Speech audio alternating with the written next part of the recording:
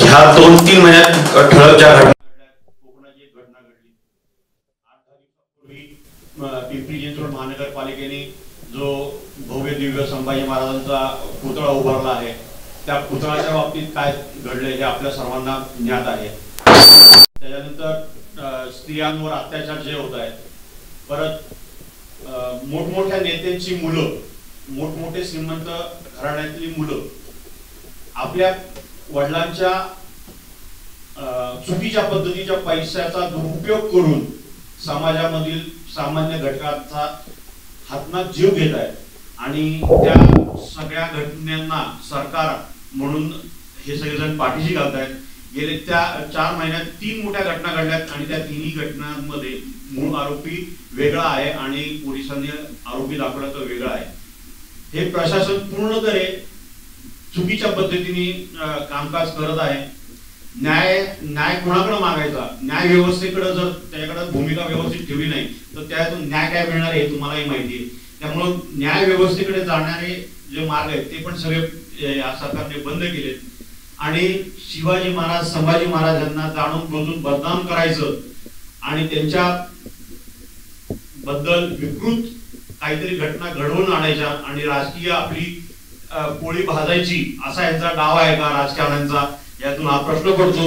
म्हणून वामन मिश्राम साहेब असतील, प्रवीणदादा गायकवाड साहेब असतील, या सर्व महत्वाच्या नेत्यांच्या उपस्थितीत आपण शिवसन्मान परिषद येत्या 15 तारखेला घेत आहोत। तरी पण आपण सर्वांनी या कार्यक्रमाला यावं आणि जास्तीत जास्त प्रसिद्धी द्यावी हीच विनंती। जय जिजाऊ।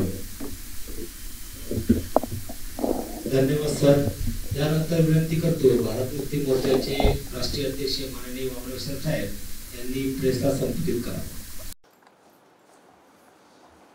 शिवसन्मान परिषद का आयोजित करण्यात आलेली आहे या बाबतीमध्ये आपल्याला प्रमुख नेत्यांतर्फे माहिती देण्यात आलेली आहे। माझं असं मत आहे की शिवाजी महाराजांचा पुतळा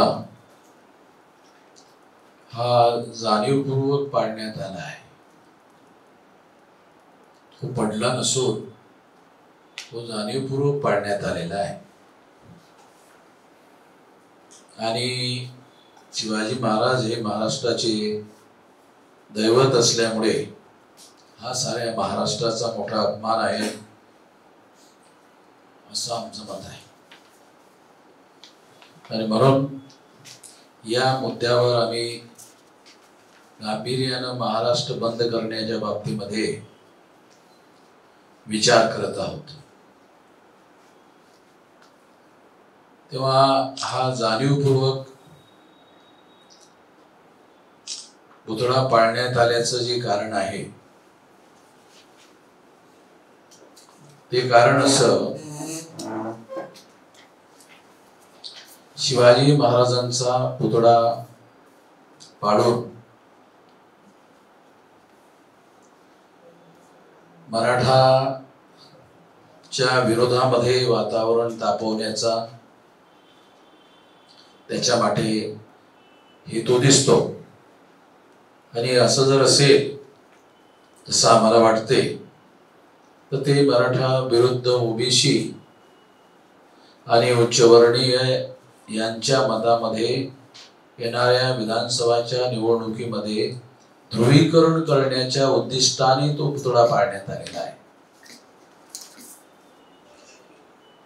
मराठा विरुद्ध ओबीसी असं जर वातावरण तयार करण्यात आलं तर मग बीजेपी आणि तत्सम पक्ष जे आहेत त्यांना ओबीसीच्या मतांचं ध्रुवीकरण मराठ्यांच्या विरोधामध्ये करता येऊ शकते असा याच्या पाठीमागे राजकीय डाव आहे। म्हणून मी सुरुवातीला असं म्हटलं की हा पुतळा या डावपेचाच्या पूर्तीसाठी आवश्यक घटना म्हणून पाडण्यात आलेला आहे। याबद्दल हे माझं विचारपूर्वक झालेलं मत आहे। म्हणून या संबंधामध्ये आपल्याला काय प्रश्न विचारायचे असतील तर आपण विचारू शकता। त्या अनुषंगाने त्याची उत्तरं दिली जातील. शिवाजी महाराजांचा पुतळा जाणीवपूर्वक पाडलाय असं म्हणतात. कशाच्या आधारावर म्हणतात? ते कशाच्या आधारावर? कारण सगळेच पक्ष शिवाजी महाराज.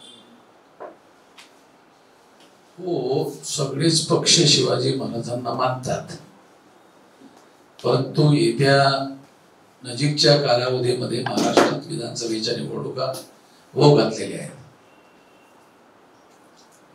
आणि त्यासाठी सध्या राज्यकर्ता असणारा जो वर्ग आहे महाराष्ट्रामध्ये, त्यांना असं वाटत नाही की शिवसेना, त्यानंतर राष्ट्रवादी, त्यानंतर काँग्रेस, या 3 मातब्बर पक्ष एकत्र आले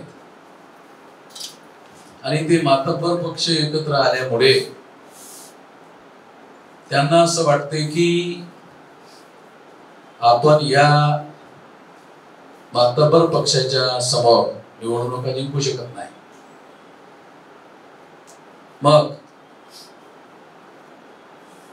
मराठ्यांच्या विरोधामध्ये ओबीसीचं ध्रुवीकरण घडवून आणण्यासाठी मराठा वर्सेस ओबीसीचं भांडण लावणं आवश्यक आहे. त्यासाठी कुठली तरी घटना घडवणं आवश्यक आहे. तर मराठ्यांच्या तीव्र भावना झाल्यात की त्याची आपोआप प्रतिक्रिया ओबीसीवर होऊ शकते आणि शिवाजी महाराजांचा पुतळा पाडल्यामुळे जरी सर्व समाजाची लोक शिवाजी महाराजाला मानत असले तरी तुलनात्मकरित्या मराठा लोक तीव्र प्रतिक्रिया करतील स्वाभाविकपणे, नॅचरली. आणि ही तीव्र प्रतिक्रिया लक्षात ठेवूनच मग हायकोर्टाने बंद वगैरे करण्यासाठी जो तत्काल इमिजिएट बंदी टाकली आणि बंदी टाकण्यासाठी जे लोक तत्काल गेले होते त्यांना सुद्धा ते कळत होतं की याची तीव्र प्रतिक्रिया महाराष्ट्रामध्ये मराठा समाजाकडून झाली की मग दुसरे लोक सुद्धा त्यामध्ये सहभागी होऊन मोठ्या प्रमाणामध्ये दंगली होऊ शकतात. हे आकलन नसल्यामुळे तर हायकोर्टाने तर एक माझा सांगण्याचा मुद्दा आहे, तीव्र भावना भडकतात आणि मग मराठ्यांच्या तीव्र भावना भडकल्या की ओबीसीची प्रतिक्रिया होऊ शकते म्हणण्याच्या ऐवजी ती तशी व्हावी, ती प्रतिक्रिया व्हावी आणि मग महाराष्ट्राच्या विधानसभेच्या निवडणुकीमध्ये ओबीसीची मतांचं ध्रुवीकरण बीजेपी गठबंधनच्या समर्थनामध्ये करता यावं. म्हणून देशाच्या पंतप्रधानांनी मात मागितली का? म्हणून देशाच्या पंतप्रधानांनी शिवरायांची मात मागितली का? त्यांना आपल्यापेक्षा जास्त राजकारण करते आणि त्यांना हे लक्षात आलं की याची फार तीव्र प्रतिक्रिया होणार आहे. मग त्यांनी माफी मागून ती तीव्र प्रतिक्रिया कमी करण्याचा प्रयत्न केला, म्हणजे ध्रुवीकरणाला थोडा छेद देण्याचा प्रयत्न केला. कारण तीव्र जेवढी जास्त प्रतिक्रिया होईल तेवढं ध्रुवीकरण होईल. माफी मागण्यामुळे प्रतिक्रिया तीव्र भावना ज्या आहेत त्या थोड्या कमी होतील आणि मग ध्रुवीकरण कमी होईल. हा राजकीय प्रश्न आहे. पुतळ्याचा संबंध येत्या विधानसभेच्या निवडणुकीशी आहे आणि आश्चर्यकारक मुद्दा असा की तो पुतळा ज्या आपटेनी बनवला असं सांगितलं जाते तुम्ही माध्यमातून आम्हाला जे कळते, तर तो ज्या ठिकाणी हे सर्व शिकलं असं म्हणतो त्या ठिकाणी असा कोर्सच नाही असं त्यांचं म्हणणं आहे. म्हणजे खोटं बोलण्यात येत आहे. अपराध शास्त्रामध्ये खोटं का बोललं जाते तर काही गोष्टी लपवायच्या असतात म्हणून खोटं बोललं जाते हे अपराध शास्त्र सांगते. यावरून सुद्धा असं वाटते की जाणीवपूर्वक आपटेकडून हा पुतळा घडवून आणण्यात आला, ज्यांना त्याच्या संबंधामध्ये काही फारसं ज्ञान नाहीये, म्हणजे तो पुतळा पाडता यावा.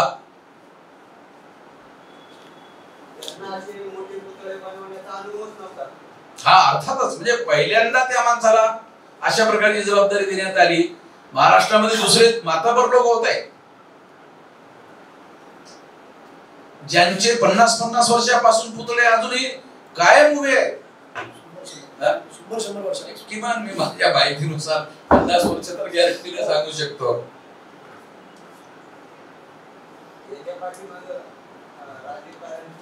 राजकारण सरळ आहे. येत्या होणाऱ्या विधानसभेच्या निवडणुकीमध्ये मतदानाचं ध्रुवीकरण करणं हा हेतू आहे. आता उच्चवर्णीय लोकांमध्ये आणि महाराष्ट्रातील मराठा समाजामध्ये जी तेढ आहे हे आता काही सांगायचं जरूरत आहे काय? हे माहितच आहे ना. महाराष्ट्रामध्ये ती तीव्र आहे आणि निवडणुकीमध्ये प्रत्येक निवडणुकीमध्ये ते आतल्या आत फार मोठ्या प्रमाणामध्ये घुमसत असते. काही जरी सांगितलं तरी भारतीय जनता पक्ष हा बहुजनांचा पक्ष आहे असं तर म्हणता येत नाही. असं नाही म्हणता येत. तो RSS नी स्थापन केलेला पक्ष आहे भारतीय जनता पक्ष. तो पहिले जनसंघ होता, तो नंतर भारतीय जनता पक्ष झाला. तेव्हा भारतीय जनता पक्ष कोणी स्थापन केला काही आता पुन्हा सांगायची जरूरत आहे का? RSS ची स्थापना करणारे लोक कोणी बहुजन समाजाचा एक म्हणजे तोंडी लावण्यासाठी तरी म्हणत होता का? होता नव्हता.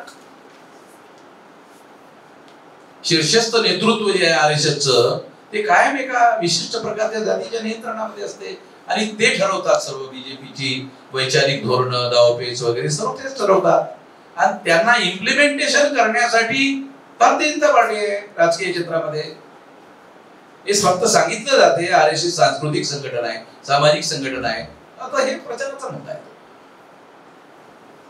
ते प्रचारासाठी बोलवतात. पूर्वी काय होतं, पूर्वी ज्या लोकांचं वर्चस्व होतं ते अकाउंटेबिलिटी मानली जात नव्हती.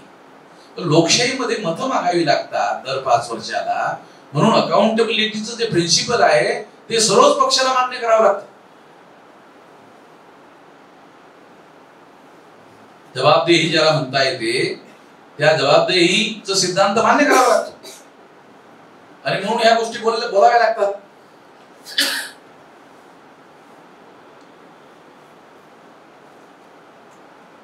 आणखी काही विचारायचं? हा,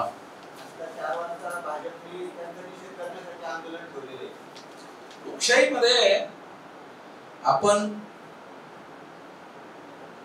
कोणाला असं म्हणू शकत नाही की तुम्ही बीजेपीचे आहात म्हणून तुम्हाला विरोध करण्याचा अधिकार नाही, असं नाही म्हणताय. लोकशाहीमध्ये घटनेने प्रत्येक नागरिकांना संवैधानिक अधिकार दिलेले आहेत. आर्टिकल 19 नुसार आपलं मत व्यक्त करण्याचा, अभिव्यक्तीचं स्वातंत्र्याचा अधिकार हा साधारण अधिकार नाही आहे, हा मूलभूत अधिकार आहे.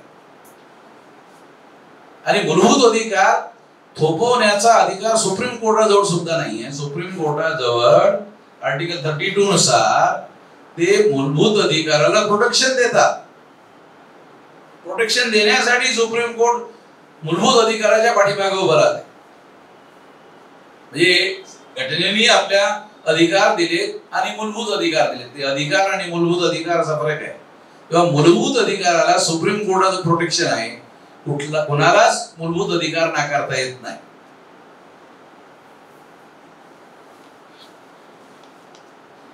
यात हे भाजपने जे आंदोलन ठेवले, ते भाजपने जे आंदोलन ठेवले 4 वाजता, ते संभाजी ब्रिगेडने काहीतरी भावना दुखावणार वक्तव्य केले, याबद्दल आहे. आता कसं आहे, भावना आपल्या सर्वच लोकांच्या भावना दुखावत राहतात. महाराष्ट्रामध्ये तर त्या कायम दुखावत राहतात. महापुरुषांच्या संदर्भामध्ये महाराष्ट्रातील लोक फार संवेदनशील आहेत आणि दंगली झालेल्या आहेत. तुम्हाला कल्पना आहे महाराष्ट्रात या भावना दुखावण्याच्या आधारावर यापूर्वी दंगली झालेल्या आहेत. त्यामुळे दंगलीचा इतिहास बघता भावना दुखावल्या म्हटलं की काही योजना आहे का दंगलीची, असं थोडासा वास येतो. म्हणून लोक तसा अंदाज व्यक्त करत राहतात. आता त्या अंदाज व्यक्त करण्याला म्हणजे लोकशाहीमध्ये आपण कसं थांबवणार नाही, त्यांना अधिकार आहे तसा बोलण्याचा. आर्टिकल 19 नुसार अभिव्यक्तीच्या स्वातंत्र्यामध्ये हे सर्वच अधिकार स्वातंत्र्यामध्ये सामील आहे. केवळ रुलिंग पार्टीलाच अधिकार असावेत आणि विरोधी पार्टीला अधिकार नसावेत असं लोकशाहीमध्ये किंवा घटनेमध्ये मान्य नाहीये सर्वांना. विरोधी पक्षाला अधिकार असल्यानंच खऱ्या अर्थानं लोकशाही जिवंत होते. तेव्हाच प्रश्न संसदेमध्ये किंवा विधानसभेमध्ये मांडले जाऊ शकतात. विधानसभेमध्ये हा प्रश्न मांडावा तो मांडू नये असं कुठलंच बंधन नाही. बऱ्याचदा आपण पब्लिक लाईफ मध्ये काही गोष्टी बोलायला बंधनं येतात, कायद्यानं त्यांच्यावर केसेस होऊ शकतात, परंतु एखाद्या आमदारानं विधानसभेमध्ये जर काही बोलले त्याच्या संबंधात कुठलीही केस करता येत नाही. कुठल्याही भावना चुकवणार किंवा काही जरी बोललं विधानसभेमध्ये आमदारांनी किंवा खासदारांनी काही जरी बोललं त्या संबंधामध्ये कुठलीही केस करता येत नाही. एवढं प्रोटेक्शन आहे त्यात. त्यामुळे जनतेचे ते प्रतिनिधी असल्यामुळे त्यांना बोलण्याचं पूर्ण स्वातंत्र्य बहाल करण्यात आलेलं आहे.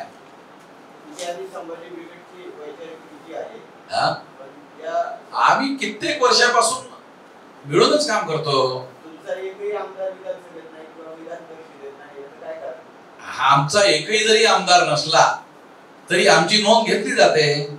लोकशाहीमध्ये फक्त आमदारच असला पाहिजे तरच नोंद घेतली जाईल असं नाही. संघटनेची ताकद या बळावर त्याची जर नोंद घेतली जात असेल तर ते नोंद घेणं महत्वाचं आहे ना. तुमच्या म्हणण्याची नोंद घेणं महत्वाचं आहे. आमदार असला तरच तुमची नोंद घेतली जाईल. पण आता आमदार नाही हे जरी तुमचं म्हणणं असलं तरी आता या येणाऱ्या विधानसभेच्या निवडणुकीमध्ये आम्ही सर्व शक्तीनिशी विधानसभेच्या निवडणूक लढवणार. मग त्याच्यानंतर तुम्ही असं म्हणू शकता नाही यार आता कदाचित आम्ही सर्व शक्तीनिशी आमदारकीची निवडणूक लढवून आणू शकतो. अनेक लोकांचे गठबंधनचे प्रस्ताव सुद्धा आहेत आमच्याकडं. अजून त्यावर आम्ही काही निर्णय घेतला नाही.